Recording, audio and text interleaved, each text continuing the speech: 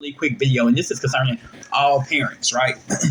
And uh, so I've been saying a lot of different statuses and different things like that, and I just know a lot of situations in general, right? That where sometimes parents are upset with their kids, or they don't like the way they're acting, or they don't understand why do they act a certain way.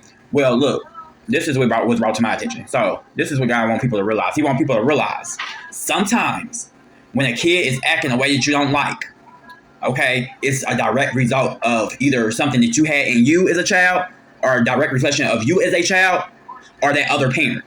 Okay, I don't care what it is, because see, one thing that people don't realize is when you're just jumping in relationships and it's not God ordained, or you're not clear on who this person really is before you really get to know them and you marry them or have kids with them. You don't realize that every family has something and situations and issues in that bloodline. Okay, you and them. Okay, this unaware, whether you know it or not, whether your parents or grandparents wanted to tell you about it or not, and whether they wanted to tell you about their history or not. So when you do this, this is God bringing to the forefront. He's allowing everything to come up. When you see stuff in your kids that you don't like, a lot of times it's insecurities in you. It's a direct reflection of you, or a little bit of both of y'all, you and that person, father or mother. You know what I'm saying? However it goes. You see what I'm saying? And so what God wants people to understand, I got two groups here. You got children that's being raised in church, and you got children that's not being raised in church. And my point is, sometimes Satan attacks those who are chosen that are in church. He tries to get them to do certain things. Why do you think people in the church is more promiscuous, like when it comes to teenagers and kids? This ain't to bash them, and this ain't for you to take it and bash people. Okay? This is for me. I'm trying to get you to see a bigger picture, because we're going to get to the second group of those kids who ain't being raised in church at all. Okay? So don't bash. This ain't to bash them. This is to educate. But why do you think you see promiscuity in the church a lot of times, whether it's down low or open? And I'm talking about any type of thing. Okay? In teenagers and kids. Or you got them that want to be raised in church and go out there and try different things. That's because it's a spirit working within them and behind them from that bloodline, if not both bloodlines, okay, that is trying to kind of ruin their character before they get a chance to fully become who God said they are. Okay? Because he feel like if he can do that, then they will hold no grounds in the kingdom. But what he realizes, God has already put that into play. He already counted that in. He already put that into the factor. He already counted that into the factor. So,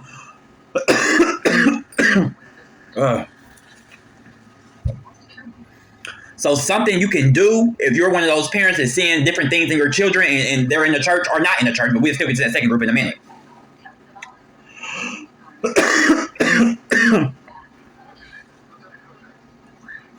One of the things you can do is pray for them. You don't condemn them. You let them know, maybe, you know what's right or wrong, little Johnny or little Sarah. You know God don't say this is okay, but he still loves you. And pray for them, but don't condemn them. Don't try to throw them under the bus or make them feel like guilty, especially when you're not leading by example. The best thing you can do for children, I'm telling you, when you start seeing promiscuity and different things in them that's either like you or like the other parent or something that you're not aware of, is pray for them and lead by example. If you out here doing wrong, I know we got that old school saying, do what I say, not what I do, but baby, you can tell that ain't gonna work in this generation. They got a mind and a body of their own, baby. It's not gonna work. And you might say in your household it's gonna work, but no, it's not. What you're gonna do is cause them to be even more sneaky. So what you start doing is praying about that behavior behind the scenes and leading by example. If you have a double mind and you ain't really walking with Christ how you know you should be walking with Christ or God, then how do you expect them not to have a double mind and not walk with, and to not be double-minded and love Christ one minute but out clubbing or doing whatever they're doing the next? It's called leading by example, especially in this hour. God is trying to get every head of households and ministries and stuff like that to act accordingly, as well as put out the word accordingly. You see what I'm saying? So how you looking at them is how God looking at you. When you seeing that behavior in them that you don't like, that's really in you or that other parent, God's trying to bring some insecurities to the forefront, get you to face yourself. See, when you're dealing with men, a lot of men are shut down, but a lot of women will shut them down too and make them not be like if a man see a little insecurity in their son, meaning like if they cry or be a little flamboyant, you'll try to toughen them up, but you don't know you're closing them down because you're doing it the wrong way. You're doing it the worldly way. You can't expect him not to cry and you cry. That sounds stupid. It looks stupid. It's double-mindedness. And so God wants you. That's why it's good to find self-love, y'all, and work on your trauma from a child, so you can know how to Oh Lord. But you can know how to raise a child properly. It don't take me to have kids to know how to raise kids. And I think that's one reason now I'm just grateful that God has given me so many other situations and so many, it's kind of a blessing. You know what I'm saying? Because it's enough kids out here that don't have, that parents don't have the right skills. And I ain't judging nobody because kids don't come with manuals. I'm saying take what you need and leave the rest. Ain't nobody perfect. I'm not, your parents ain't, my parents wasn't, nobody, okay? We all do it the best. We all do the best with what we know and what we was taught. But that's why God wants these type of messages out to help you understand. If you're double-mindedness, if you acting like you like this person and then talking about them behind their back, what make you think your kids ain't gonna act like that? If you showing two faces to everybody, what make you think your kids ain't gonna show two faces to everybody? I hope you getting what I'm putting down. So we gotta lead by example, and it starts with God doing the healing work on us on a daily, consistent basis. Us praying to Him, us building a personal relationship with God, Jesus Christ. Okay, y'all, I'm gonna go ahead and wrap this up with this last point to get you guys to try to just understand this.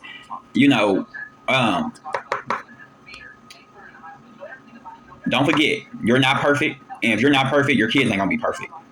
But if you shun them or try to make them feel bad, you'll never get the truth. You have to love them through it. Love them through it while you praying hard behind the scenes for God to work on their heart and to change anything in them that's not of Him. Okay? And by you leading by example. You can't be sneaking around and expect your kids not to sneak around. Y'all sneaking around each other. Y'all being fake in front of each other. Double-mindedness. I had a friend in Connecticut that this person really liked me, right? But every time the kids got involved, this individual would kind of get like a little jealous. But they knew what to do to make this individual mad. You know what I'm saying? They used to be like, "Oh, look what Paul got us, this, that, and other," knowing it made this person mad.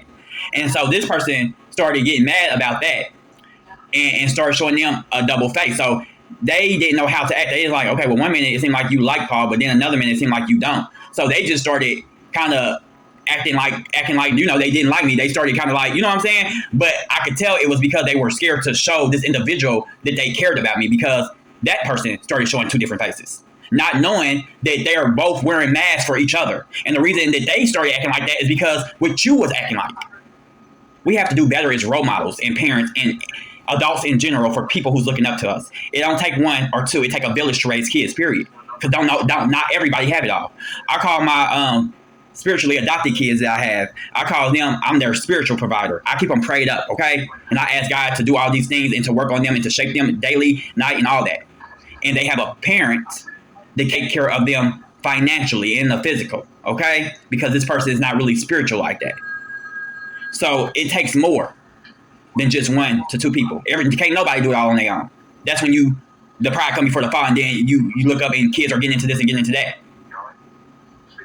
Because of pride and ego. Okay? Love Him and then love you. I hope you get something I was trying to put down out of all that. And yeah, deuces. Have a good day.